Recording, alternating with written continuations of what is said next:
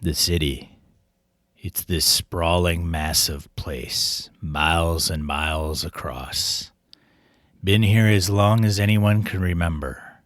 Nobles play their power games. Guilds maneuver for money and influence. Dark things emerge from the shadows to hunt. And the lamplighters take everything in while keeping the darkness at bay. The thing I always wonder is why? Why do those lamplighters keep the darkness back? What investment do they have in Avalon? Why do they keep involving common folks in the games of the houses and guilds? I think they're the true power in Avalon, but I'm only one person. Then again, I've spoken with a blasted lamplighter. Have you? The streets of Avalon. This Fafhrd and the Grey Mouser-inspired urban swords and sorcery city of epic proportions holds adventure, intrigue, and a darkness that comes from its denizens both above and below. It's written for the world's most popular role-playing game by Brett Blazinski. Head over to gamingnbs.com/streets to grab a copy. Gaming NBS, episode 358, being recorded Monday, September 6th, 2021.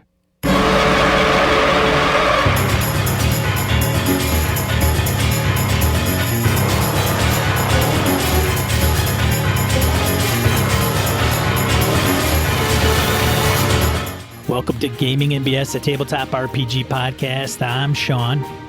And I'm Brett. Hey folks, how y'all doing? Glad y'all here. Thanks everybody for coming back. Let's see, Sean, what the heck happened since we last talked? Any game for you? Any good games? Any bad games? Any games? You know what? Don't even tell me if they're good or bad. Did you game? How about that? I did game Forbidden Lands Thursday. Yeah. Awesome. Yeah, they came across a little child eating another human.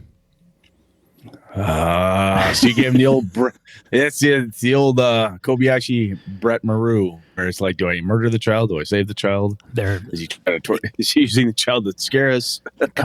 They're like wandering around these ruins, and they come across a little child sitting on a few bricks, just munching on something, and turns around and says it's all hungry and starving, and he's got like a big arm in his hand, just gnawing on it.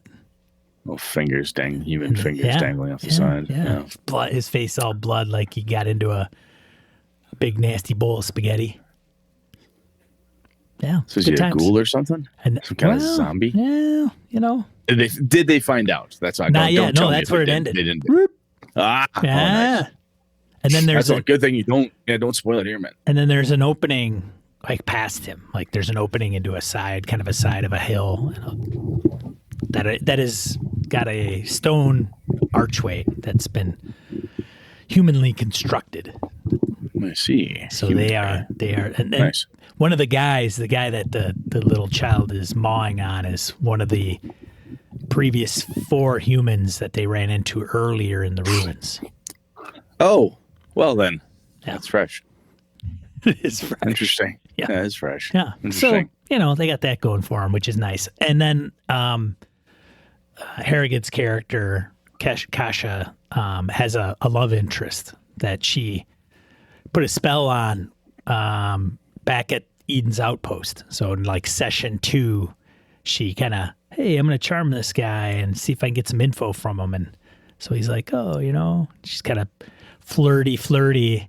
And so then they left the outpost. Well, he hasn't been able to get her out of his mind. So he tracked her down and has professed his love to her. And so she's nice. she's dealing with a lovesick awesome. guy. Yeah. So she's getting out, get out of my tent. And he sleeps outside, and that's awesome. Yeah. Anything else? Oh, those guys are rough shape, like broken bow, stuff like that. But otherwise, no, that's it for the gaming piece for the last week. And then I'm not playing Cyberpunk Red tomorrow. That got canceled. Yeah. Oh. So holiday. I got to do my buddy Alpha's Undermountain game. Went back down there, and my Dwarvish Arcane Trickster continues his thing. That looks like a Gloristro Demon. We can take that. So I attack it because I'm scout. I keep getting told I'm the worst scout in the world because like, oh, we could fight that. I start a fight. I often run away from the fight because I get my ass kicked, and the party has come and saved me. But there were only 3 of us because the other 2 guys had to cancel on us. So, but we managed to win, so that was good, and got a shit ton of loot out of the Drow little outpost that we had sacked most of it previously, but had to flee just because of some bad rolls on our part. But we were able to come back, clean up, and take out the demon as well. So that was kind of nice. And then let's see here. Oh yeah, AJ and I went back to cabin doing some final steps for deer hunting preparation, and we played Sanctuary, game based on Thieves World, Thieves World setting from the novels, the short stories, and such. And it had been a very long time since I played that game. Did you make it to the Vulgar Unicorn? Yeah, so you start out in the maze where the Vulgar Unicorn is. We had a blast. Oh my God, was that fun. And I had forgotten that game has like an advanced game and a various couple different options on it. So we've got the core game now, and so we just roll. We're like, okay, this is cool. Understand mechanics, how the sucker works. What about the advanced game? Should we get into that? We started looking at it like, okay, it's like 10 o'clock last night. Like, yeah, we're not doing this right now. It's like, okay, on a separate piece of paper, we're like, okay, this is now an RPG. This is now writing things down, tracking different things, and like, okay, yeah, it looks like fun, but we'll do it another time. So we had a lot of fun doing that. The other game we played was Stratego, and I reawakened my absolute hatred for that game. Oh my God, I haven't played that thing for ages. HA has like a fantasy version of it. He and Connor had this forever, and we still here, obviously. He's just like, oh, this game's fun. We played it. Played like 3 games. He goes, you want to do something else? I said, yes. He said, you don't like this game? I said, I hate this game. Oh, why'd you not play it? I said, because you were having fun. Oh, like I kind of tell you hated it at the 3rd one. I said, because about 2's my limit, buddy. So that's about it. It's just not. And now he knows. Yeah, I don't like that game. Now he knows. So, yeah. I said, we got other games that are chess-ish that are much more fun than that. So, yeah. Get rid of that damn thing. Upcoming, so no Cyberpunk Red for you, but I have Greyhawk on Tuesday, which is, holy shit, that's tomorrow. It is tomorrow. Greyhawk Tuesday, and then a week from tomorrow is what? Streets of Avalon. Oh, yeah, I should totally run that game. Yeah. Oh, yeah. Yes. Just so you, hey, as the DM, just letting you know. Thank you. Thank you. I appreciate that. Yeah, sure. I mean, this goes into my always be prepping thing. This is why there's shit on my calendar. Yeah. Well, right. Today's a holiday, so I don't check my calendar. I know tomorrow going into work what it looks like. So tomorrow I'll sit down and work, look at the week, what's coming the following week. I'm like, oh, look at that shit. Oh yeah, that's right. Game's coming. That's good. I gotta make sure I go through all my thoughts and such. So, but thank you for the warning. Fair warning too. I did forget that Wayne in our group, Varin, who I think Wayne, he wasn't on the verge of quitting, but have you ever had one of those nights, maybe weeks, months, where you're just rolling so much like shit you hate the game? Yes. I think that's where Wayne was heading, like until this past Thursday, where he was El Fuego sneaking around the human camp and stealing one of their bows. I've been thinking about that as a show topic for a while, and I don't necessarily know how to address it completely. It's the idea of that certain games or certain people suck at rolling dice. Right? Sean and Brett. It's a D20 game. Yeah. If I put a D20 in Sean's hand, he's not going to have as much fun, success-wise, right? Very often. You just tend not to. It just doesn't work that way. Same with me. Be playing D&D with my buddies. Click. Electronic dice, regular dice, in-person dice. Doesn't matter. Suck at them. And there's the Matt Colville had the video on like why do we roll dice to begin with, and fate versus this versus that, it's and fun. Yeah. Sometimes the fun is not there when you're losing all the fucking time, and you feel like you're losing, right? Sometimes, which of course is the attraction to certain games like, PBTA, because you're not supposed to lose. You have failure but with or success but and so on. I still view it. Yeah, I've played those games and I'm like, yeah, I still suck at this though. Still didn't get what I wanted type of thing. Yeah, I didn't get the full force of the full effect. Yeah. Anyway, I don't know what to do about that topic. It's a topic that I have. I just don't know how to address it so that it's actually something besides going, boy, that sucks. Let me tell you about this other time that sucked. Hey, I got another idea. Boy, that sucked too. Well, that was no good. Tried using these dice. Yeah, those were terrible.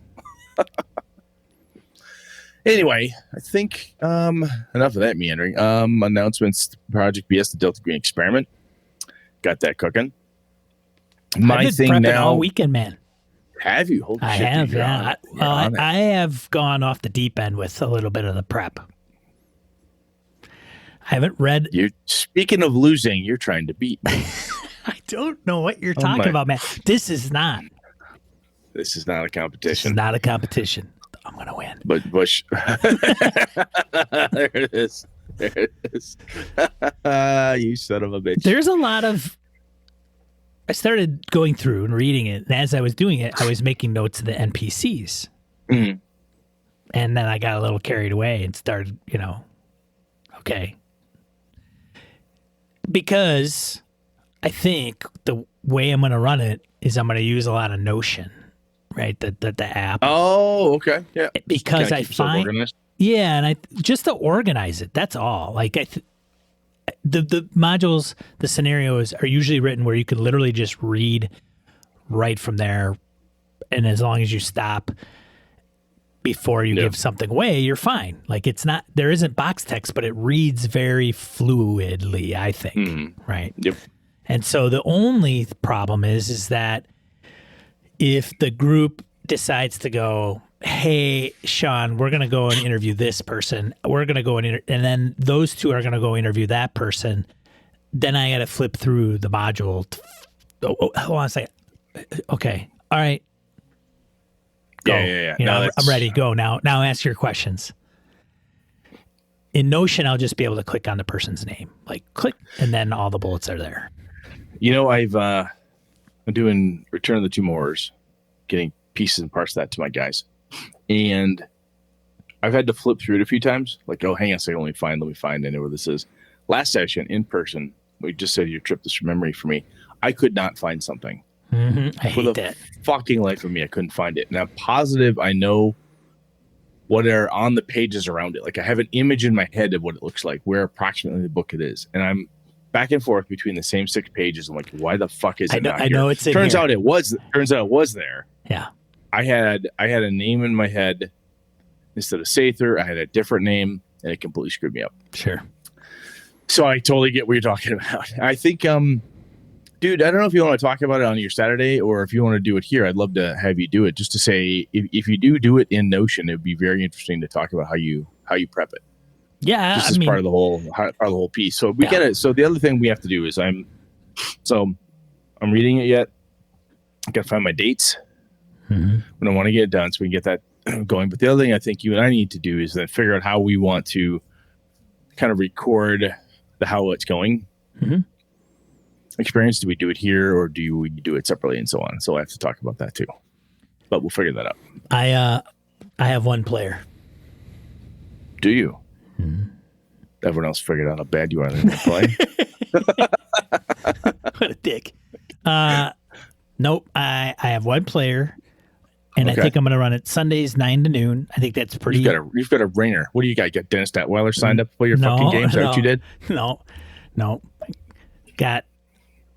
I got the time frame, and then I started writing up the pitch. And today I was writing CATS, which is that acronym method tool.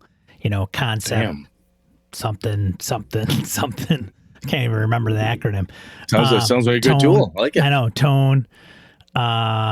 Shit balls. Anyways, I got like CA and the T done. I just have to get the S done. I could probably pull it up, but I don't mess up my notes. Very cool.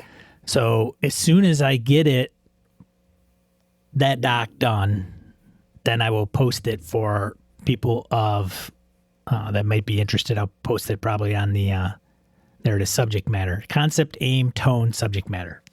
Very cool. Thanks, Harrigan. And so I have the concept, the aim, and the tone down.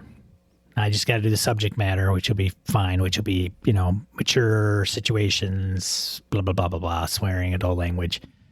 But then I'll post it, and then I will, in the posting, list how I'm going to determine who can slide in. Because I think I got to outline that before a bunch of people say, hey, I'm interested, and I just arbitrarily pick some individuals. So I think it'll Makes be sense. Patreon, it'll be patron, and then if you've played with me or not, if you have, sorry, give somebody else the opportunity. But they got to Spread the love. There They you got to go. be available from that 9 to noon on Sunday for the next 4 to 6 Sundays. See, I'm laying in the weeds here. What's going to happen is you're going to turn down a bunch of gamers. I'm going to say, hey guys, minute, women, come here. Let Uncle Brett help you out. I'm sorry, Uncle Sean's being a douche. You can play at my table. Fair. It's all good. Right. So I'm waiting. get I'm just it. holding back. Oh, yeah, I'm in man. the weeds. Totally Yeah. understand. Well, That's a good plan. I would have thought of that myself, actually. But, I want to get shit underway. There you go. It's the sequence of events between Brett and I. Because, see, here's the deal. If I don't do this, then Brett won't do it. Right? So Yeah, it's by me doing it, then it lights a fire under Brett's butt, and he will do what he just said. I am a follower. No, I'm kidding. No, it does. There is something. Sean and I talked about this off the mics a couple times. Is that part of it?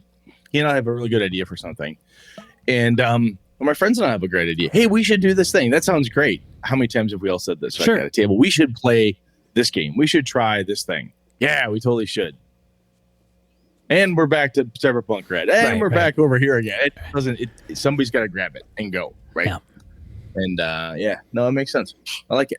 So my goal was to get it done this week, and so I could get it posted, so I could do potentially session 0 Sunday of next week. But I think that might be a little ambitious, so we'll see. Yeah, this coming weekend is out for me, but my goal this week is get my calendar set, make sure I'm good, I can run everything on the dates I want to, and have it be organized and not some slip shot. Well, I think this weekend works. Is anybody available tomorrow? Is tomorrow good? Have my players go, you ass, right? I want to schedule that in advance. So I think the schedule is going to be the hardest part for me. Once I sort that out, the rest won't be so bad. But okay. And you've got a list here of other folks, BSers running Delta Green stuff. Well, not all of it. It's Delta Green, Last Things Last, Coriolis, One Shot, Roll for Shoes, Goblin Squad, The Tomb of the Iron God, Swords and Wizardry, Black Hack, Mothership, Alternity, Dark Matter, and there's a few other ones. What do they have all in common?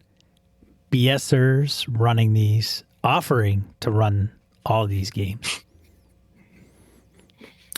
So online. Some people are not big on online conventions. Sean and I have both said, online con, not our jam type of thing, right? At least I've said that loud. And however, there is something definitely different about running games with BSers, right? When I have run the Avalon game I'm running right now for Craig Shipman and Third Floor Wars and Sean and that crew, it's going really well. And I'm having a lot of fun with it. And I think the cool piece about that group and running for BSers, one thing that's making me happy about that opportunity is it doesn't feel like a con game. It feels much more relaxed. It's hey, we're going to get together. I don't feel like there's I don't know. I don't have the performance anxiety that I can get sometimes in the con game, This feels like, hey, we're all friends. Let's just hang out and play a game together. We want to try this thing out. So, yeah. My hope, dude, is that if I can get through, frankly, I want the Delta Green game to go well enough so I can come back and say I want to start a Simbarum game. Ooh. I want to do that, and I think I want to crack this kind of this more online type of thing. I know I've done it before with other people, but when I have run, it's been a lot of like you, me, Kevin, people I know or I'm already good friends with, and cracking it out into this other kind of I don't know if it's next level type of thing or what it is, but just I think it'll be a good, nothing else, good shot in the arm for me to try that. So that's my hope. We'll see. Yeah, so if you're interested in any of those games or any other ones that might be that aren't listed, and there's a few of them, head over to gamingandbs.com/games, and that'll take you to the forum post explaining what this all is. There's a spreadsheet and a forum, and there's people mustering and looking for dates that will work with some of the players, and then they're going to run these one shots. So if you are interested in checking out a game, I mean, you got to listen to us to hear this message, but I mean, we don't care if you're fans of the show, as long as you're good members of the community and want to play different games. You know, that's, give it a shot. We got BSers that are willing to do that for people. So thanks for everybody that's volunteered to do that too. Absolutely. So Sean, I know we had a couple listeners say, "Oh, you guys should have an online gaming BS con."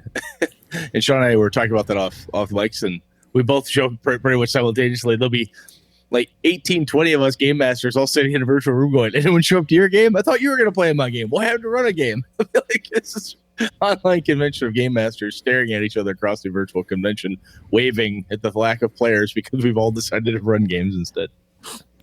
Lord. Winter months, if there's interest in an online gaming day with BSers, and we figure out how to organize that, I would be seriously considering that one, especially like, you know, it's cold here in the Midwest and the Northern Hemisphere, and if people are interested, we'll set up a day or 2 days worth and just put a spreadsheet together and set up a bunch of rooms on Discord and make something happen. Yeah. Brett has informed me it is not easy to run a con, which I will take his word for it since he's organized one. But I think there's however, this is a con of our friends. Yeah. This is a con of our friends. These are BSers. Right. So if it's a BSers type of crew, that means solid folks. They're going to show up. They understand how games work. They want to be friends. We all get along.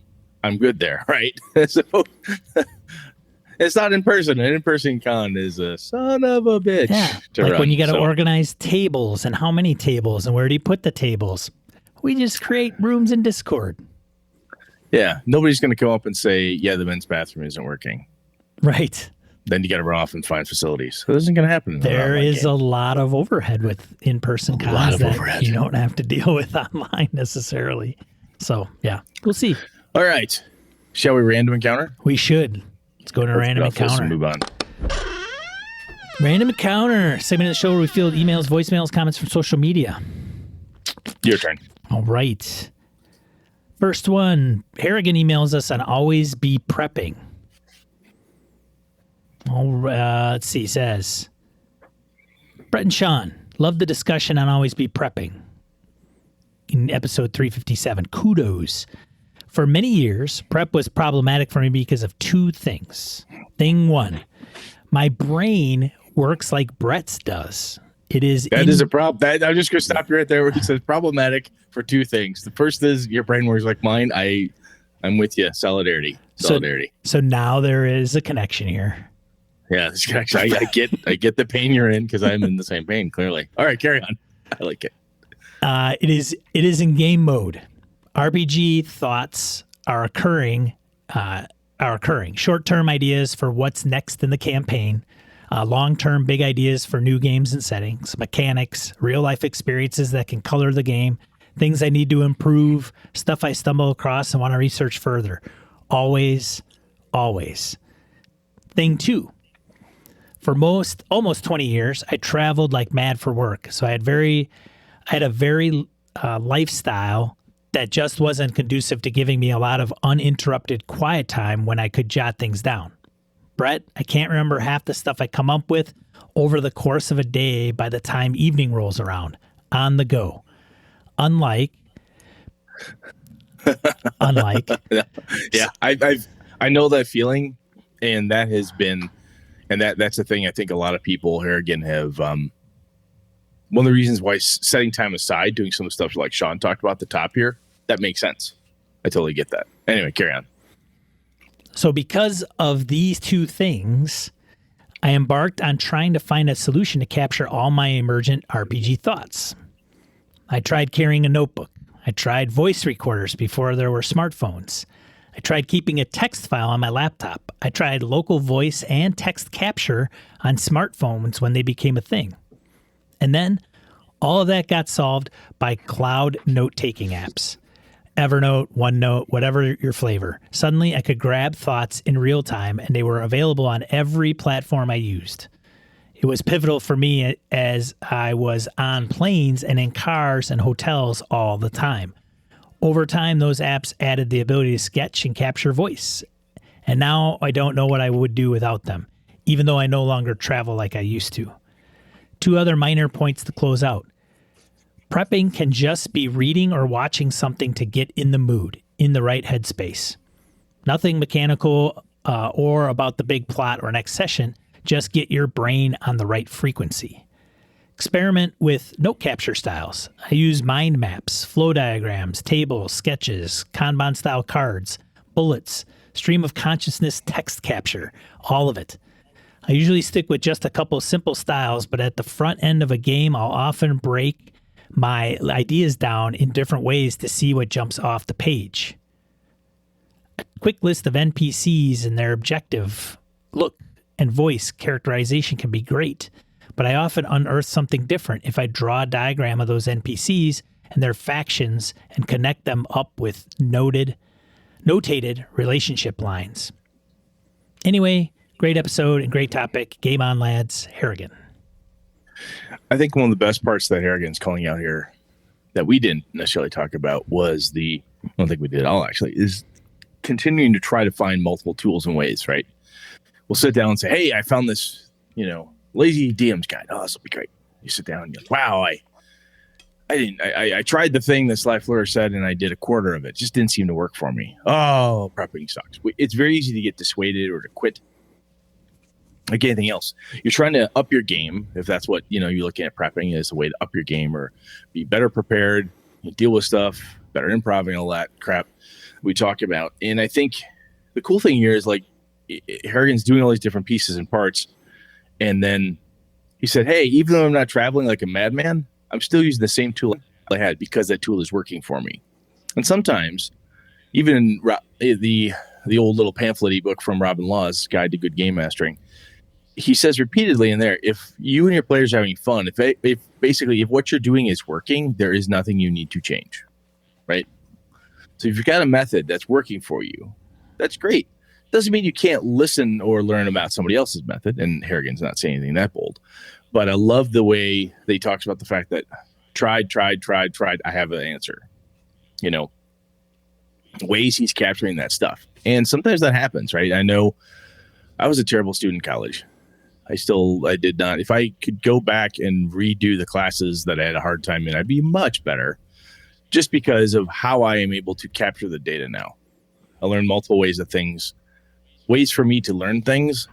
I know better than I did back in my 20s type of thing. So this is good. Thank you to Harrigan. I like that, man. Anything from you, Sean? No, thanks, Harrigan. Yeah, it's good. All right. So Mr. Dragon Spawn Stefan emails us. Greetings and salutations, my sexy BSers. Concerning homework and gaming, what the hell? You guys totally missed the mark and couldn't be more wrong. Can't believe I pay to support this show. The only thing that's accurate about your podcast is the title and the B and S. Psych. I love you guys. I'm just joking. Damn you, Seven. But seriously, listening to the episode about players and homework has jogged my memory from when I tried to engage the PCs between sessions as well as the time I complete self-imposed homework. Way back when I GM 3.5, I wanted to add a little role-playing between game sessions via group emails in the hopes of handling some of the more mundane minutiae, shopping, training, crafting, etc. I wanted to do this in hopes of jumping back into the action of the game. Sadly, not all my players participated, and this was eventually dropped. Number 2, in one campaign, I even created an Obsidian portal page so I could put up more details about the world as it pertained to the characters' actions, share images and maps. They had high hopes that maybe, just maybe, one player would write up a log of adventure and see it through their character's eyes. Hang on, lost my thought there. What's my not thought place? Yeah, see it through the character's eyes. Alas, it was not to be, and the dream still went the way of the dodo. Third, on the other hand, there was time when I was a player in my buddy Jamie's ETU game, East Texas University game, and I decided on my own to write a diary from my point of view of my character, Kevin Montrose. I had a lot of fun doing these recaps, and they even helped both myself and my fellow players recall past events and details. The GM loved it too. Never was there any mention of additional rewards for me doing this. I simply wanted to do this homework for the joy of it. Heck, I even remember me doing something like this after one shot where we played a group of Navy SEAL-like operatives. I wrote up as a debriefing report after the mission was completed, successfully I might add, although there was a lot of mutant man shark bits all over the place. To summarize, I believe that, barring rare exception, there will always be at least one person in any group that doesn't want to mix homework with their gaming hobby, as it will remind them too much of school or perhaps reduce the fun aspect of the game. I don't think anyone wants to feel obligated to complete an assignment for an activity we all do for the fun of it. Some people will jump at the chance, and some just won't. P.S. Another idea I had for a future campaign would have to be used as a play-by-post site to handle downtime in some scenes between games. This would all depend on player buy-in and willingness to participate. Even if one says no, they would prefer not to do that, then I would drop it, obviously. As usual, you both discuss great topics, and keep it up, and I'll continue to support you. Love you, and big hugs, Stefan. I think there's a really cool. A few people have mentioned this. I like the way, Stefan, that you're calling this out here. Excuse me. When you had these ideas, to get players to do different things and so forth, you've got one person who just isn't doing it for whatever reason. I've tried to use Obsidian Portal too, and I have big hopes. I'm going to put this up there, and there's a place for notes, and I make these web pages or like a Google Doc or this doc where everybody can do stuff, and nobody does it. Or half of them do it, or one of them does, and the rest of them don't. It's just like, At the end of the day, I think, yes, I have most of my home group just they ain't gonna do it. Facts are facts. They're just not gonna. But they also will surprise me periodically and do as you did in the East Texas University game. They'll show up with, "Hey, I sat down the other day and thought about this, so I wrote up this 2-page thing that will help us in gameplay," or I wrote this thing up as kind of a quick background summary because I was losing track of something. Like, holy shit, thanks, man. And we share it out with each other, and we go, "Oh, cool, thank you, sir," and we move on. Often, no reward apart from the pat on the back from the fellow gamers, but sometimes that goes a long way in and of itself. Interesting. What do you think, Sean? You good? Yeah, it's a hit or miss. It just always is, and is. it's always Totally going to be. And if it doesn't bother you, then you're going to be fine. If it does, then it's going to obviously be a problem for you. And then,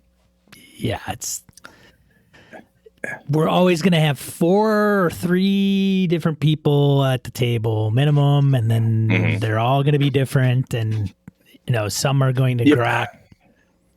It's just inevitable. They're never all going to be the same. And frankly, you don't want them to all be the same. Otherwise, it's going to be a real boring game. Yeah. So you're like, I know what comes next. Why? Because the 5 of them always do the same thing. Yeah, it's all 5 the same person. Yourself. Yeah. So. Yeah. But I think this is interesting. There's a piece here when Stefan talks about, if he wants to do something, but nobody will do it. Well, I guess that idea died. This kind of goes back to Harrigan's point too, is trying different things. Doesn't mean it might be like, well, I had this idea for an Obsidian Portal thing, or I had this idea or this idea. I've tried it with 3 different game groups. I really think the idea has legs. This new group I'm with is really cool. Let me see if they'll buy it. Maybe they won't. Right? Sometimes it takes a while. Ask an author, anybody who's written something. It takes a while to find someone who says, "Oh yeah, I like your idea. We'll publish that for you." You don't always have a home run the first time out. And I think this type of introspection is just solid. Just figuring out what's working, what's not working for you. And sometimes, man, that homework thing too is like, that works for me, but nobody else at the table. Whatever I like doing, I'm going to do it anyway, as Stefan did. So I think that's cool. Yeah. The only thing I would say is that if it's with the same group and you're like, "Hey, I think I'm going to try this. Hey, I'm going to try this," and never kicks off, and you kind of hope it does, you gotta find another group or other members. Get the 1 or 2 that do like that, and then get another 2 that do, and you got a good game group. Yeah, if that's a do or die, right? If you're like, "Look, I want this game I really want to run this game this way with this homework Right. assignment and this approach and so forth. And you have an 85% take rate. If that's not good enough, you either have to deal with it Right. or play it with other people. Yeah. Because there's going to be Yeah. people that No, absolutely. that grok the shit out of that, and they are Oh, totally, probably yeah. trying to find a game that is like that. But then, It's not always easy to find that perfect game group, right? And they may run that game really well, and wow, that sucks for everything else. Sometimes that happens too. but then you might have to take a chance on playing with people you don't know. True enough. Awesome. Cool stuff. And thank Yeah. you, though, as always. Thanks. Appreciate you writing in. Thanks, Stefan. You had me in the first paragraph. I was a little worried. Next one, Warden. This guy. Comments on homework. Yeah, I've been thinking about this myself, and I'm not sure if I give out anything close to homework, but that may be because I don't prep very much myself, at least nothing documented. And even then, I don't spend an awful lot of time mentally plotting anything out because I enjoy writing it throughout the session. Did we read this one? I don't remember. I don't believe so. right. Keep going. What I've come up with is a solution that can only be described as what the kids call weak or lame or whatever else they say. My son would probably call me a noob, and I'd like to thank you, YouTube, and my lazy pandemic parenting for that. I like to think I don't give out homework. I prefer to have players feel inspired to interact with the game and reward players who submit extracurricular assignments. Oh, I see. Like I said, weak. But I think part of why I'm so quick to distance myself from the word homework is the negative connotation it spews to many people. Homework feels forced upon people as I see it, and I'm not particularly interested in trying to force my way into their brains when I can get further with candy. It's why I like to encourage all players to interact with all elements of the game. Except for the rules. Those are mine. Nah, just kidding. Could you imagine? Could you imagine? Whatever approach fits their comfort level, from vague idea about how their character is connected to the bank heist to players speaking 100% in character. My role at the table is to get the players to fire up their imaginations and experience the benefits of interacting with the game at the table. Then they may be more inclined to keep the ball rolling away from the table with Discord chats about campfire talk after the last dungeon or journal entries and that kind of stuff. The trick, however, is avoiding any collisions or concerns from players who aren't as eager to do homework or more detailed interacting than others. In the past, I've used Session Zero to state that those players who contribute ideas, backstory, and interact with the various elements of the game will discover more role-playing opportunities, and the main villain will likely have stronger connections to their characters than others. But that means others will be challenged via game mechanics, and anyone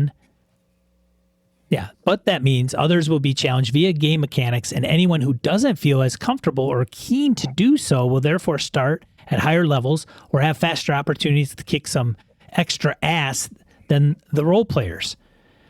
Every bard with a winning smile and an impressive backstory needs a well-managed bodyguard. In other words, the role players will get to do their thing, and the rest will be working with the stunt team more.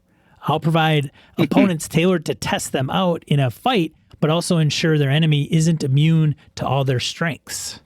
So I don't give out homework, but I'll definitely eat the apple left on my desk as I tell the class those who spoil the teacher will get advanced copies of the test.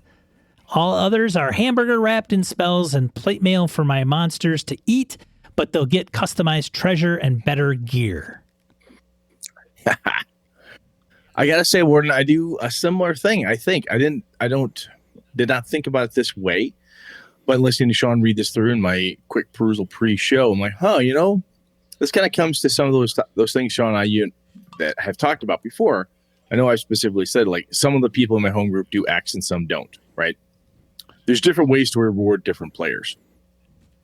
I think that's what we're talking about here. Those who want to do, reward them, and those who don't want to do, you can reward them in other ways. You've got those folks who they come to the table, and she's kicking ass and she's great as a player, and that's how she wants to game and so forth. And this other person, they're just totally into the whole homework, backstory, write-ups, extra credit homework, extracurricular activities thing. But man, she's just not into that. She she shows up every time, plays really hard, No reason her character can't get the, +5 broadsword, and the other character gets some story points or whatever you're giving them, right? So I like that idea. Everybody gets a little something. You don't. There's a bit of a. It's all candy and not just carrot and stick, right? Not one person doesn't get the carrot, the other guy gets the stick. This is a multiple ways to reward styles of play. Is how I'm reading what he says, and I like that. I think that's pretty cool. Thank you. Yeah, very nice. Good stuff. Good stuff as always. Thanks everybody for commenting and writing it. Yeah. Let's get to the main topic. Shall we? Yeah.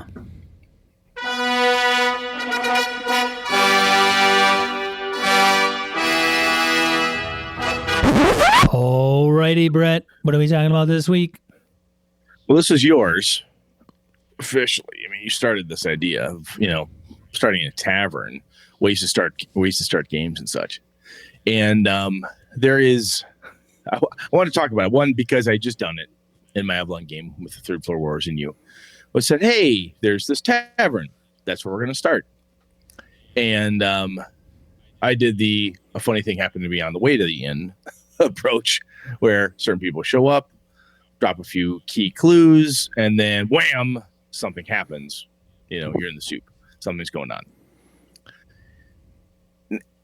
However, there's ways to lean into a cliche, right? To have a good time with it and so forth. Excuse me. But one of the reasons we do that is because it's an easy thing to get your head around. The inn in your fantasy game is it's that classic location where it's a port of souls. Everybody shows up. Everybody's from there. They all come to talk. Man. Place is happening. It's the place to go. Yeah, it's the club. It's Studio 54, bro. In vampire games, it was often like, where's Elysium? Where's the big vampire goth club? Where's the rave? Place where they, the goth rave? Where's the rave? Yeah. Where are we doing? What's going on? Where's where do they play Bauhaus on repeat all night long? Where's that? Right. Yeah. So, and that was because everybody shows up. It's the social place that things are happening. And I think just about every genre I can think of has it in some way, but there are other ways to do it, right? To get people together and interact and so forth. So Sean, before we dig into some of the other, the cool kind of locations and stuff, some of the stuff you put out in the notes, do you like using the tavern meetup, or does that kind of throw you off? You're like, do you shy away from it? Do you care? It's, I'm not opposed to using it, but I like to think that it could be done a different way at times. Like, I think sometimes it's a little overused. I think that it can also be used well. And maybe the times that it's overused, maybe the times when it's not done well. I don't know. So give me an example of not done well. So this game, Streets of Avalon, I was playing the other day. Oh, God. No, that was. Hang on, let me walk. Oh, there it is. There's a wall. I just walk right into that. That's the joke stick there. You just walk right into that. That wasn't bad because I think it was relatively brief and it didn't feel overly heavy-handed necessarily. Because it actually had something to do with the tavern owner and some of the, the baker, candlestick maker. Yep, butcher, baker. I can never get that saying. Three right. people, yeah. The three people, the families, the stuff going in. Yeah. Kind of who's here? Why aren't they here? I'm waiting for my dad. Where's this person? Where's that thing? Yeah. Right. Okay. Right. So I think when it gets to be too much of a trope is when it's just too. I don't know. So hey, let's make a Dungeons and Dragons movie, and guess what? Yeah. So this is watch the new Dungeons and Dragons movie. How's this going to start? In a tavern. And if it does, it better be really fucking cool. Like something better be really like it may just be, the ambiance, the seriousness of it, or something where it's not taken as a comedic joke. Yeah. But Something But- in the back of my brain thinks like, haha, they're probably going to do it so we can all have a little chuckle. That's possible. That's highly possible.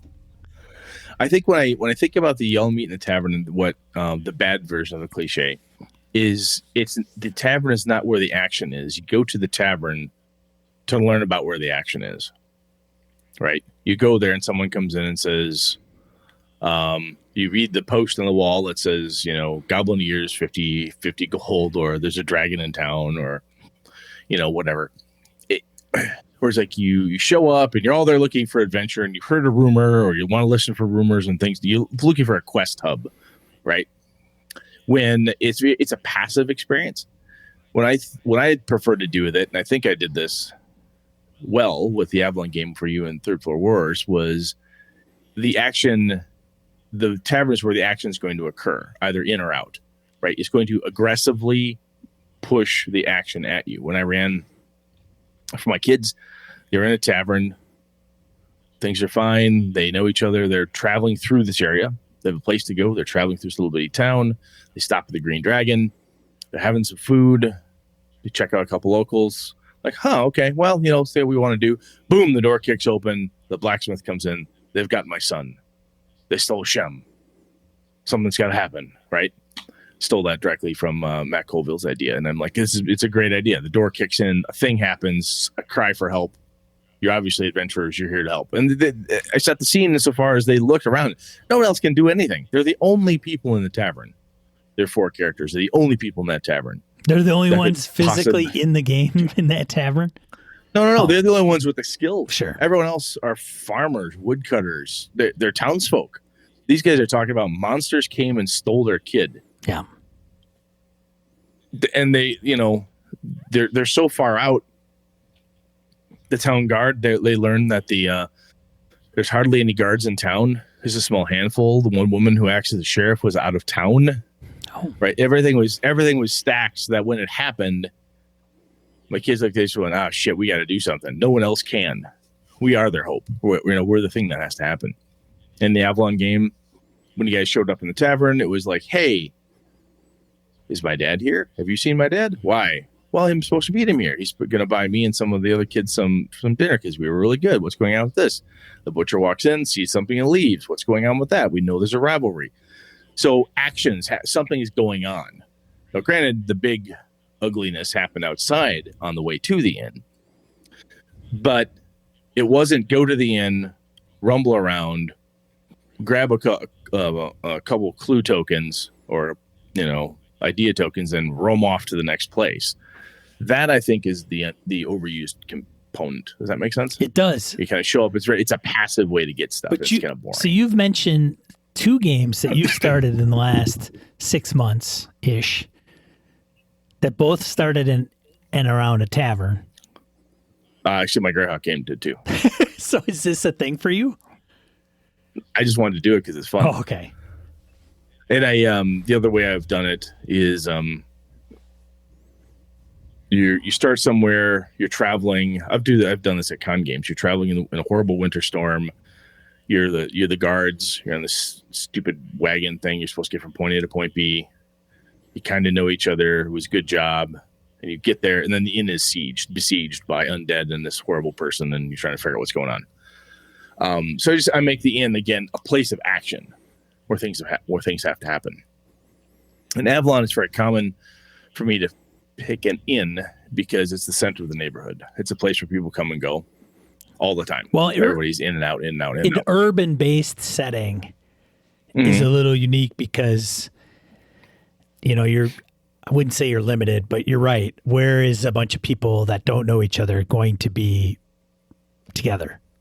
They could be in a bazaar or, it's the gallows or, whatever. But I've started games like down by the docks. Sure. You're down there for, why are you at the docks today? I'm here because of this. What are you doing today? I'm here because of that. Okay, cool. That's what you're up to. Right. Right. So I started at the docks in Avalon. I've started other locations, other cities and stuff. But there's something cool about the inn start, at least for the groups I've run for. And I think I feel pride in this. This is going to sound arrogant. I think I do it well. And when my crew sits down to do it, like, ooh, I wonder what adventure is going to come to us because something's coming, right? He didn't just sit us in a tavern, and we're not going to sit here waiting for the little look for the guys' little green diamonds above their heads so we go click on them and find out which quest I want. That's not how this is going to work. Something's going to happen. So they're actively paying attention to everything that's going on because what's going to happen? Something's coming. We don't start off a campaign in a fantasy game, especially just sitting on our asses in a tavern, hoping something we get the clue by 4 to go to the next town type of deal. But I think the other stuff I've done when I do like Call of Cthulhu, though, I don't meet in the tavern. Right. Well, why not? I don't know. And I think that genre, for whatever reason, when I'm there is when I get into things like, okay, you guys are related in some way. And they're like, what do you mean? I took that from one of the old, there's a Cthulhu adventure. I can't remember where it is, but I think it's a haunted house one. And it says something about the fact that you all know this person and they're dying and they leave you something or whatever the case is. And it's kind of from the story Call of Cthulhu. This guy gets a box from a dying uncle, researching papers and so on. It's a very solitary type of adventure, but coming from wherever you're at to a focal point, the hospital, because your great uncle, your colleague, your best friend, your lover, whatever, they've died or in the hospital. That's a good start for me in Call of Cthulhu. I like doing that because there's a reason why this person is going to hook you into doing something for them, right? So Call of Cthulhu adventure, somebody's like, look, he's in a bad way. He went to that house he bought and he's now a raving lunatic. You go to the lunatic asylum in the 20s and oh my gosh, he's raving about the beast that howled at the moon with a human face. You're like, okay, what is that? Well, I gotta go deal with this because he left us the house as well or blah, blah, blah. So excuse me. And the reason I do that for Call of Cthulhu is because I find that giving everybody a reason to be together and operate together helps them a lot. Delta Green solved that problem in general, right? By saying you're all part of the conspiracy in one flavor. You're Delta Green. Go do it. You don't have to answer that question. But otherwise, in short, what I'm looking for in all these different genres is something that I can draw the players together, even if it's only briefly. And sometimes I'll have the players get together and Call Cthulhu and say, wow, interesting. For whatever reason, character 1 doesn't get along with character 2, but they still want to do something for this person who's a friend, a lover, a companion, whatever. And one person goes to the library, somebody else goes over here, and they split up, but they have a reason to talk to each other. And I have a reason to drag them back together, right? They get the phone call that Uncle Thomas is finally really dying this time or whatever. He's in the hospital. They get the phone call. They all rush to the hospital, get a chance to talk and so on. But I find that being related to a person and having that person push the adventure sometimes, right, as the starting point can be really helpful. For me, especially in Call of Cthulhu, it works quite well. I don't know. Have you done that one where people are kind of related and that's what gets them going? Either blood related or they all know somebody in some way. Well, the Masks game is something where it starts out a little rough because you send them to Peru, and unless you do something ahead of time, they kind of show up as strangers. However, that's Friends of Jackson Elias. That's the prelude, right? They created that specifically so that when you did go to New York to meet Jackson Elias, you all knew each other because you went to Peru and met each other there and formed the relationship with each other there, which I think is, I don't know if it's necessarily genius, but it's definitely a good move because then people were starting the campaign going to, some guy in New York and they were all going there. Now, somebody like your example, Brett, you could all just say, look, you all know this guy. That's enough for you to all come together because you're all mutual friends of one person. And we all know what happens. We won't spoil it because Masks is a cool game and there's lots of people that play it, even though it was released back in the 80s. But nonetheless, Delta Green is an interesting one too, because in that game, there isn't the relationship component. So there are times when there will be party members that will be related to each other in some way, shape, or But you're form. all related via the conspiracy. Yes. Right. With the Curse of Strahd game that I had, nobody was related, but they were all in the same compartment in a lightning rail that derailed, and there was nobody else. I think we're yes. Yep. So relationship sometimes comes to like an immediate, very very recent, as in now shared experience. Right. That happens in horror movies. That happens in lots of different locations. I had that with my Axis Mundi game I ran, which was I was using the World of Darkness system for that. The guys are all mercenaries, and they all show up for the briefing. I go through, run the slideshow for them, go through the briefing. Do we know each other? You heard of, you may have worked with, but you guys are not necessarily friends. Okay. And they went at it.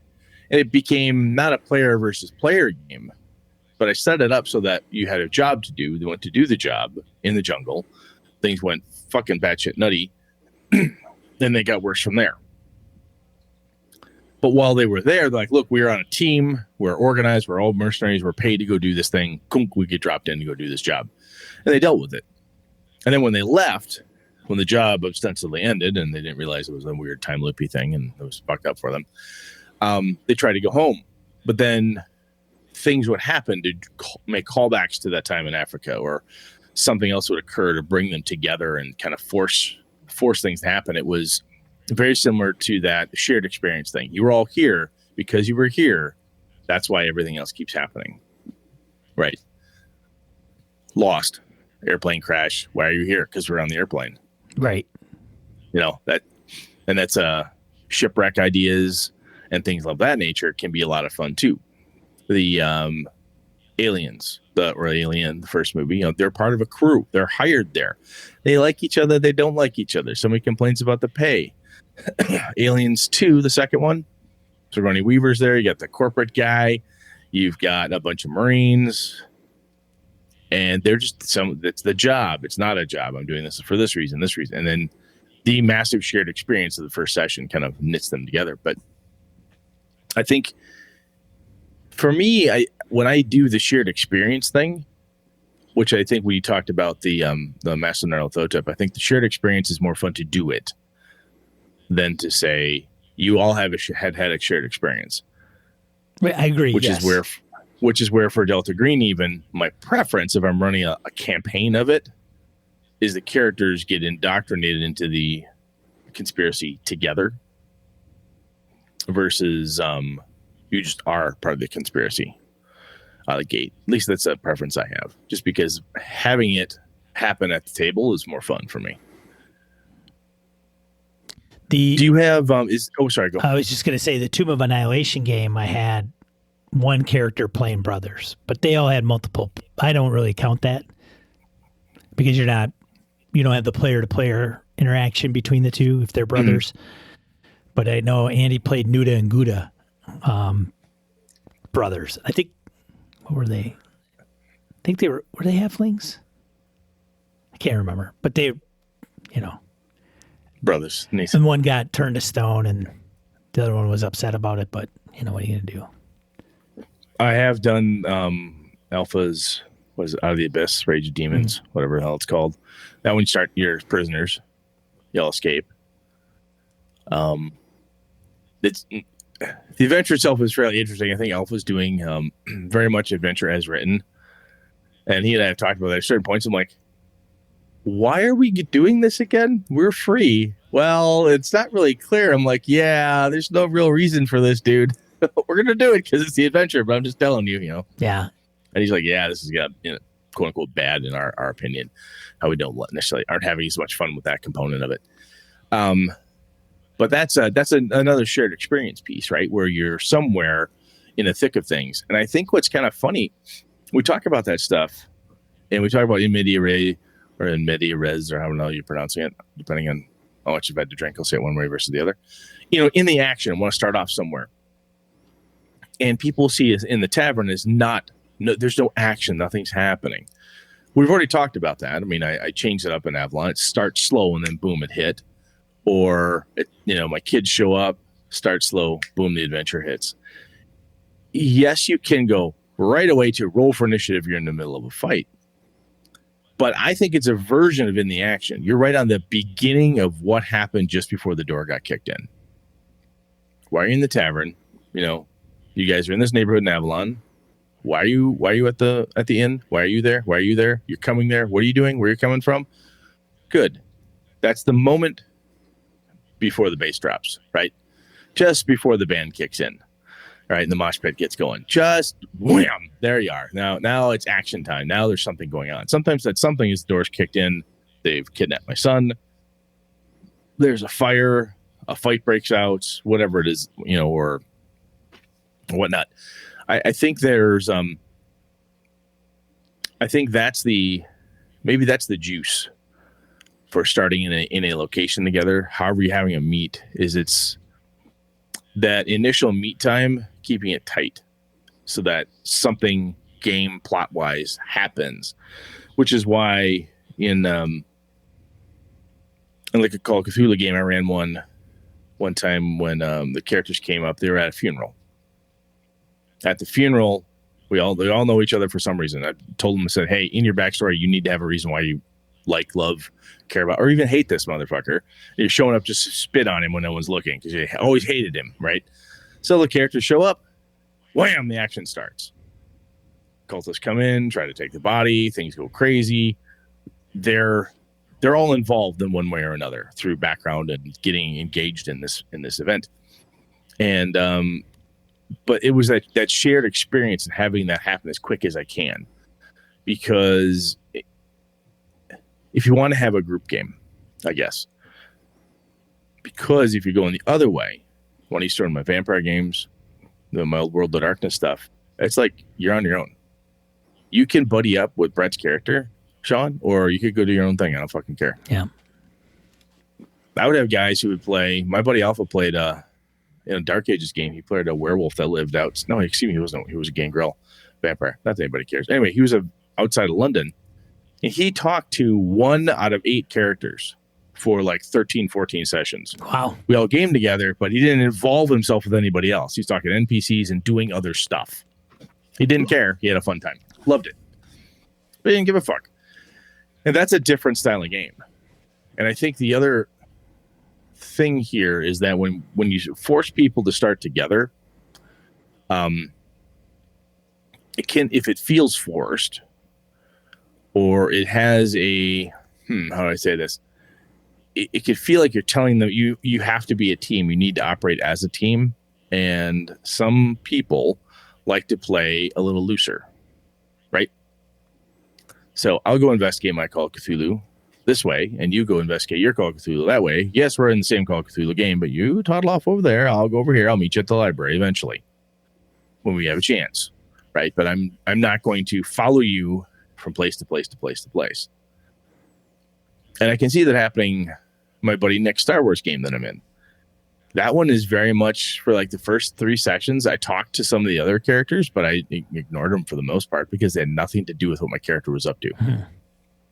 Until I think third session, I knew them, I would encounter them, but third session, Alpha's character and mine got into some illicit, nefarious activities together, and we bonded over that, having survived, But it was a much slower burn to get that put together. So I think the reason to pull people into a place is that you can have that inciting incident, that action to occur, and then everyone has this shared experience. And as that shared experience happens, they then feel obligated or obliged to hang out together to see it through. Does that make sense? Yeah. Do you have a favorite thing you like to do? Like, is it go-to for any campaign? I mean, you've run a bunch of different games. Well, I mean, let's look at this. For Forbidden Lands, what'd you do? Did you start them in a tavern? What'd you do there? The first time? No. Let's talk about both. What happened each time? The first time, I put them all in a town, a village.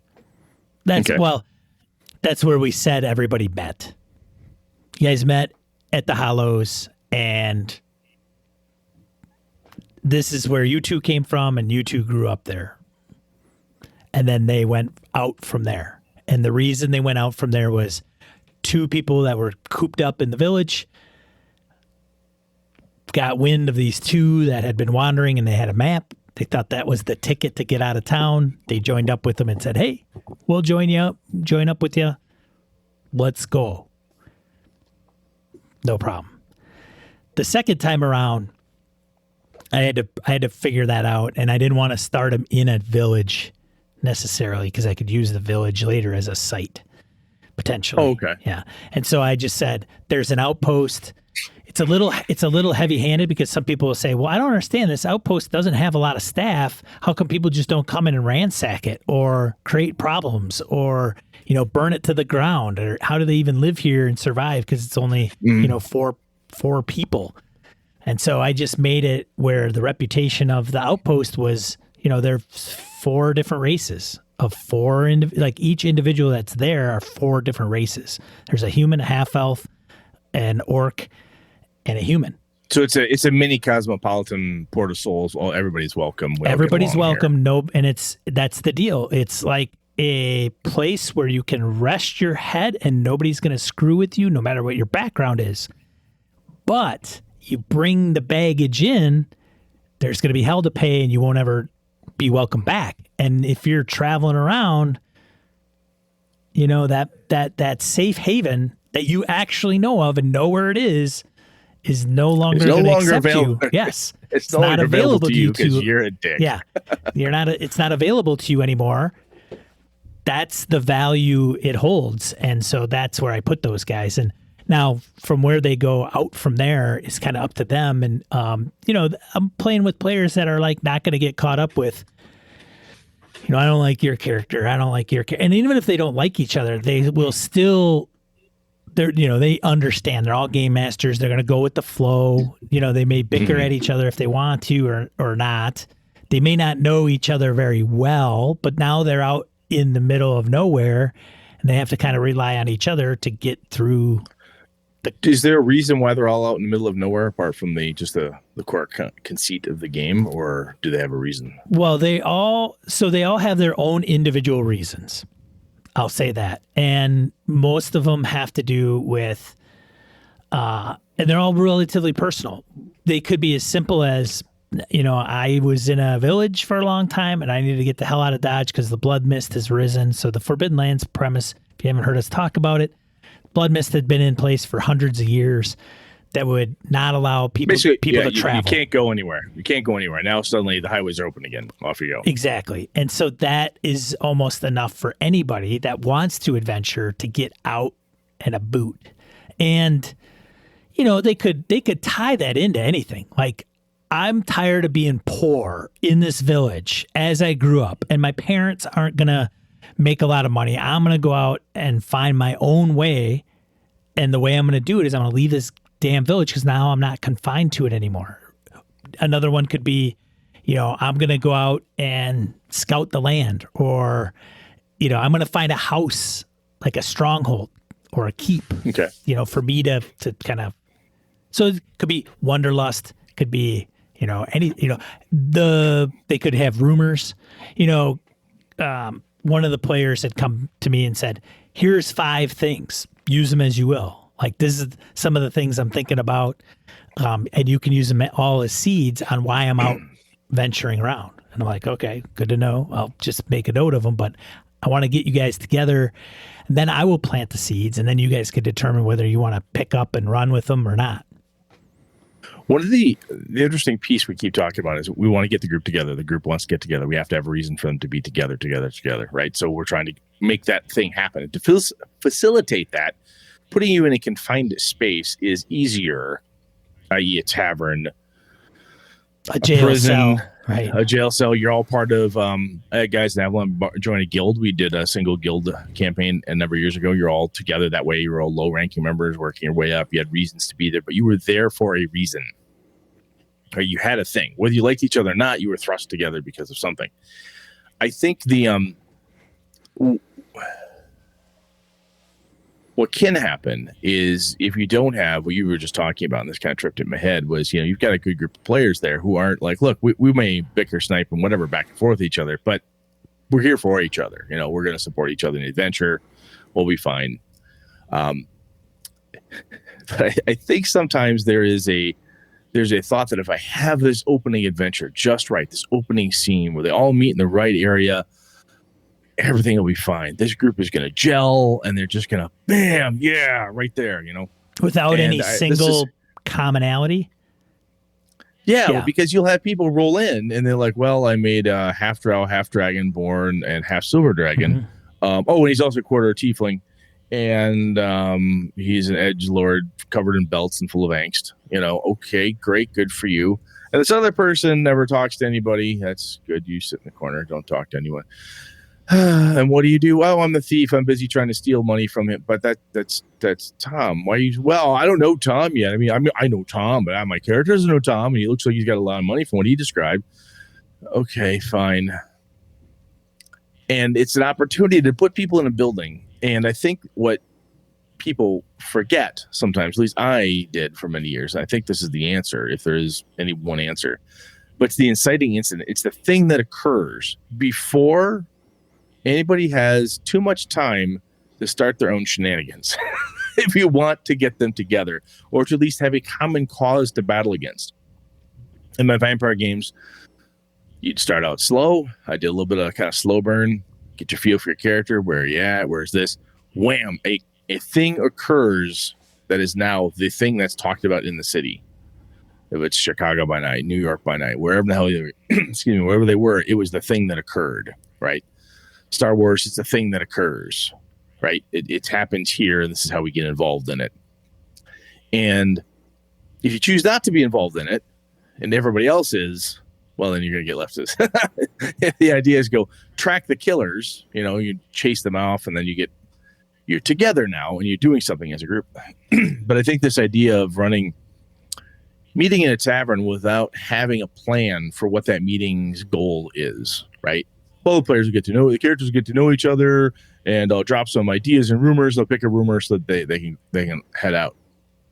For my money, that is an email to the group or a prep that says, I have 3 adventure hooks for you. 4, as I can't count here. 4 adventure hooks. These are the rumors. Which one do you guys want? Oh, yeah. Okay, cool. That's what we'll start with, or whatever the case is. But if you treat it like a quest hub, you can get the quirkiness that happens even amongst the best of gaming groups. And they start making their own adventure. They're going to find their own quest. They're going to listen to the 4 plots you put down, and they're going to go, I want to see what that merchant's doing. You really overly described the goblin merchant in the corner. What's she doing anyway? I sidle on up to that goblin merchant, and I buy her a drink, trying to find out why she's in town and what she seems to be doing. She's looking furtively at the barkeeper, you said, huh? Yeah, all right. So we're going to... Then you're like, God damn it, they're stuck on that. Right?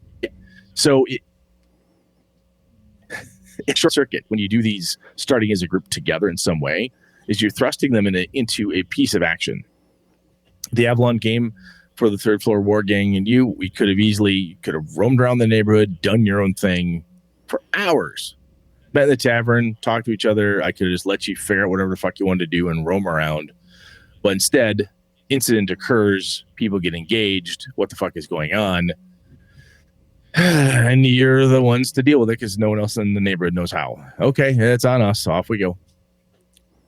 I think that's the power of a joint meeting place, a prison, a tavern, a spaceport, whatever happens to be, is there's going to be an event that will define your characters. Call of Cthulhu, you show up at a funeral. That's an event that will define your characters as how you met. We met at Uncle Jimothy's funeral. Old lady Hottentots left us this, weird ass, statue made out of an unidentifiable metal. We got to figure that one out. This person left us that. What the fuck was that about, or whatever? And I think that's the juice, if you will, of that. Does that make sense to you? Yeah. So what am I missing here? Did we miss anything that you want to hash over, or did we cover it? No, I think we covered it. I think more my and where I was thinking is that what are other ways that you would bring a party together that isn't meet in a tavern? The tavern. Yeah.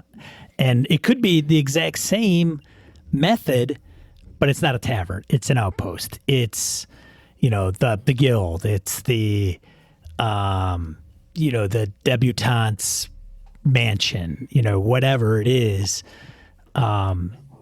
bringing them there. But there's a common reason that brings them together. Like Tomb of Annihilation, the way I got the group to come together was, I think, if I recall correctly, the woman who was going to be dying called them to meet with her and said, I've known you guys. I've worked for the university, and you guys had gone out.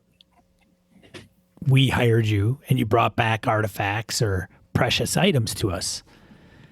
And I know that this thing is in play. This thing's going on, and there's a rumor. And so we know that the cure to this death curse may be in the jungles of Chult. So and it affects me personally. So I'm going to personally hire you, because I know your experience. You guys are capable, and you've proven it to me. So off you go to go and find this thing. So another option, just to throw it out there, is it's a classic, very old school D&D thing. You're standing in front of the dungeon door. You can do that. There's nothing wrong with it, and I've had some incredibly fun games like that. That's hilarious. What's the? I remember being in high school, man. What's the adventure? What's the dungeon tonight? What's the adventure tonight? Yes. Where are we starting? And right. Can we just skip the fucking inn? We know each other. We got together in the inn. So Eric Schaefer, our game master, said, "All right, so you guys got together in the inn. You met each other. You get along. The thief is kind of the paladin. And the thief kind of have a little bit of a truce going on there, but you guys are doing okay. You talk to so and so, and you've got this quest. You've traveled 3 weeks. You're here now. You're at the place. Go do the thing." Sometimes that was the extent of the backstory. I've had other ones where, like, you're standing outside the dungeon, right? You're here. You've just slain the guards, or you can see the guards in the distance, or whatever it is, but you're basically right outside the door waiting to go in. Right. I mean, you're here. Why are we here? As long as it's a reasonable explanation, like we're murder hobos is what we do. We're trying to save the dragon from the prince. We're trying to find an artifact. We're trying to see.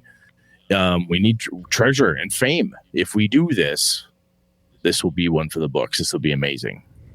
A lost something or other. But anyway, that is an absolute legit way to go. It thrusts people. Again, it's an incident. It's a thing that's happening. Like, wham, you're right here. This is your task. As a group, go do it. Which is similar to what you just said with the Chult thing. Just a little more in front of the dungeon. I go home, man. What am I doing here? What the fuck? This is the dumbest shit I ever thought of. Where the hell am I from? I'm going back to my bed. This is terrible. All right, we good? I think so. I think we're good. Let's move on to die roll. All right, die roll. 2 to 4 miscellaneous points of gaming and geekery you want to bring to you. Got 1, 2, 3, 4, 5 this week. First one is Rory. He says he's got a Greyhawk oriented Pinterest board that you should check out, Brett. So check out that from Rory. I'm gonna check that. I'm doing it right now. I'm going over there. There's a lot of stuff. I'm gonna ignore you for the rest of the session. Just whatever. That's fair. Go ahead. I'm busy. Next one, Pinnacle Entertainment launched Superpowers Companion for Savage Worlds. Thanks, Akadokin, for bringing this to our attention. One thing I see that Shane is doing at Pinnacle, the Presidente at Pinnacle, is they're using their own crowdsourcing platform to do it. Which I was wondering, when is the role-playing game hobby industry going to kick Kickstarter to the curb? What's funny to me is they actually, they used to do this all the time. Arc Dream Publishing. I have the King in Yellow. Yeah. And the cool leather snakeskin looking cover with the scarab and blah, blah, blah. It's annotated by Ken Heights. It's great. Wonderful. Down near artifact level book on my shelf. It's great. And that was a pre-order. Like, look, we've got it. We can do the thing, but we got to have 300 pre-orders. So we're not going to buy pull a trigger. Threw my money in. Waited. Finally, they got to it. Now that's a poor man's version of it, but yeah, there's other ways to do it, and other ways that are your own. Don't take a little something off the top. You know what I mean? So they're they're doing it. They That's had cool. a $5,000 goal, and they're at 61,000. So, and more money will be going into Pinnacle's pockets because they're not going to have to kick it to Kickstarter. Exactly. So, I guess good on them for doing that. I don't know what the risks are offhand from not doing it. The other one, another Kickstarter that is coming and hasn't been launched yet, that some of us have signed up for and are waiting patiently to see when it gets launched, is the Mothership Sci-Fi Horror RPG First Edition box set. And then somebody could say, but Sean, First Edition, what are you talking about? The game's already out there. You can buy it right now. Isn't that the First Edition? Well... It's not, Sean. I think he made it on the way to a con, it's been a book you could buy for a long time, but it's not. It was. He's been meaning to flesh it out as a full, robust product, and they're going to go with a box set. And so, rumor is later this fall, maybe a month. I don't know. They're gonna kick that, and I'll sign on for that shit, I guess. God blast it all. Take my money. The next one is Tanari's Kickstarter. I must not have the link in here for some reason. But if you're not familiar with this one, it funded $1 million in a single day. Holy shit. And has some pretty high profile personalities involved with it, to include the aforementioned Shane Hensley, Ed Greenwood, Amy Vorpal, Bruce. Yeah, this is a 5e. It is 5e, yes. But Shane's in on it. He's one of the contributing people. Robert Schwab, Jeff Grubb. Bruce Nath, Skip Williams, Rich Redmond, Anthony Pryor, Schwab, Hensley, Grubb. Well, but damn. From Dragori Games. So I looked at Dragori Games' website. They did a board game, and this has got some elements of art. I mean, it's an RPG. It's 3 books. It's like 60 something bucks for the PDFs, which some people have mentioned as a little steep for PDF, but I don't know. So cool though. Very cool. The next one, Down We Go, is an Down We Go Infinite Edition, which is on GameFound, which I think is a competitor to Kickstarter. This one I believe is a kind of a zine format, I believe, or no, maybe not. It's just a OSR, old school light, rules light, minimalist, old school system. Swedish designed. So, interesting. That's $8,500 pledged. The goal was $4,500. No, back up. $7,300 pledged of a $4,500 goal. Yeah, so they're 162% funded. Yes, not bad. So there's something that some folk, and the kind of whispered rumors give the world shape and keep prep low. Elegantly simple. A global team of designers have added their skills. So interesting. I don't know. I don't know if I'll get into that one just because I don't know. Getting into another fantasy RPG.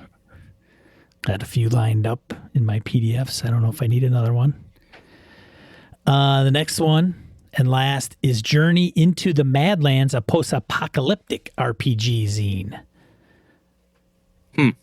So that has not kicked off yet as of this recording, but it'd be interesting if you want to journey into the Madlands.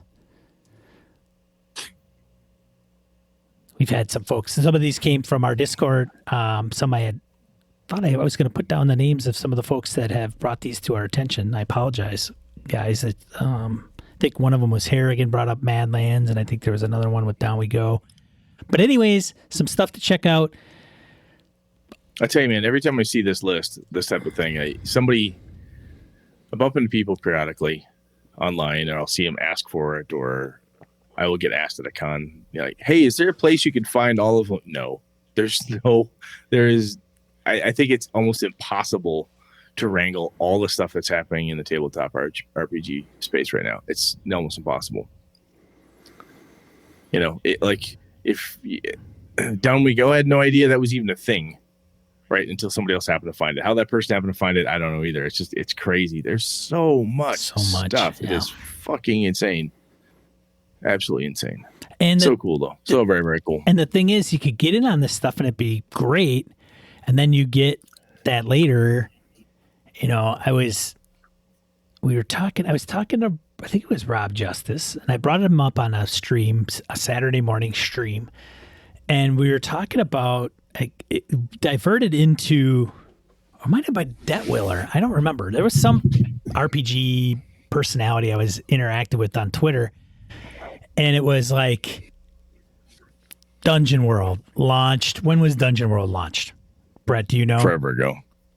Yeah, forever ago. But people will just discover it tomorrow. Today. Yep. And they may want to copy and buy it, because they finally heard of it from a podcast they listened to. So I'm wondering, like, what is that span of life cycle for an RPG? I know it's for, kind of forever, right? You can put something out there. This almost goes to that topic we had about Harlem Unbound, right? Where, like, is a game not too early, but is it ahead of its time? Is it ahead of its time mainstream wise? Like, look, here's the deal. It's kind of like the like, if you're in the logistics industry right now, may the gods bless you, my child, because that's a shit place to be trying to get things from point A to point B right now in the world. But if, like, well, turns out in 10 years, this will be the coolest fucking game ever, and everyone will be playing it. But right now, no one is, because it just took that long to maturate or grow or what. I don't fucking know. I don't know what the secret sauce magic is on that stuff. Yeah. So it's just interesting dynamic and hobby we're in. So that's all we had for die roll this week. Do we know what we're talking about next week, Brett? Not sure. I'm trying to figure that out. You've got a couple different topics we've talked about. Actually, once we drop off here, I want to ask you about one, so we'll figure it out. All right. Sounds good. Don't know yet. Okay. We'll surprise you. Okay. All right. Excellent. Well, that's all we had for this week, then, is what I'm saying. Cool. For those that have tuned into us live, thank you so much for taking time out of your U.S. holiday and Canada holidays to finish off that weekend with us. We stream here every Monday night, 8 p.m. Central Time on Twitch. Just go to gamingandbs.com/Twitch.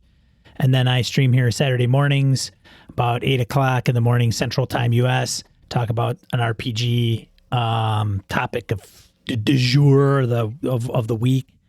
If you're interested, a lot of interaction with the chat. So I appreciate everybody that shows up on Saturdays. Otherwise, if you see this on YouTube, give us a like or subscribe. Would be greatly appreciated. Otherwise, you can find our audio flagship show at your podcatcher of choice. Just do a search for the title of this show, Gaming and BS, and hit subscribe. And that's all you have to do. I mean, really, there you go. So it's that easy. It is that freaking easy, man. Otherwise, I don't have anything else to say. So I'm Sean. And I'm Brett. Good night, good game and all. This episode of Gaming BS produced with help from the following BSers: Joe Swick, Old School DM, Tony Sugarloaf Baker, Eric Jeppesen, Andy Hall, Chris Steele, Jason Hobbs, Mark Tasaka, Marco Froelich, Pure Mongrel, Brett Basinski, Brandon Barnes, Eileen Barnes, Dan LaValle, Victor Wyatt, Craig Huber, Roger Braslett, Stefan Dragonspawn, Jared Rasher, Ray Otis, Jim Fitzpatrick, Old Scouser role-playing, Christopher Lang, Curtis Takahashi, Larry Hout, Ron Bishop, Mark Richmond, Chad Glayman, Sky, Craig, Howard Bishop, Josh Wallace, Corey Welch, Angus, Eric Salzwedel, George Sedgwick, Robert Nemeth, Brian Kurtz, Laramie Wall, Perry Besor, Eric Avia, Andy Olson, Jeff Seifert, John Kayward, Corey Gonzalez, Maurice, Niall Diamond, Aaron Relia, Jeff Goad, Aaron Coleman, Brian Rumble, Rich Wishon, David F. Baylog, Harrigan, Melissa Bashinsky, Henry Newcomb, Cole Kago, Eric Tavola, Hus Carl, Ghost GM, Mike Hess Jr., Rory Weston, Jim Ingram, Daniel Garrett, Eric Frankhouse Presents, Phil McClory, Adam Grosjean, Jay Plata, Ed Nyes, The Duke in Purple, Isaiah Aries Christian, Larry House, Quigley Malcolm, AWOL Trooper, Craig Shipman, Todd Sharp, Orcus Dorcas, Chris Shore, Michael O'Holland, Wayne Peacock, Mike Coleman, Miniature Master, Kevin Keneally, Zagrave, Vornak, Farty McButterpants, Andrew Lear, Craig Chunglo, Eric Lunsford, Ty Prunty, Feelin' Good Lewis, and Ziga Paradzik. Hey, if you find this show interesting or absolutely infuriating, do us a favor. Tell somebody else to listen to us. See if they find us favorable or equally infuriating. Infuriating. Infuriating? Inferior. Infuriating. You know what I'm talking about. Tell somebody about the show. Thanks, BSers. This has been a Litterbox Studio production.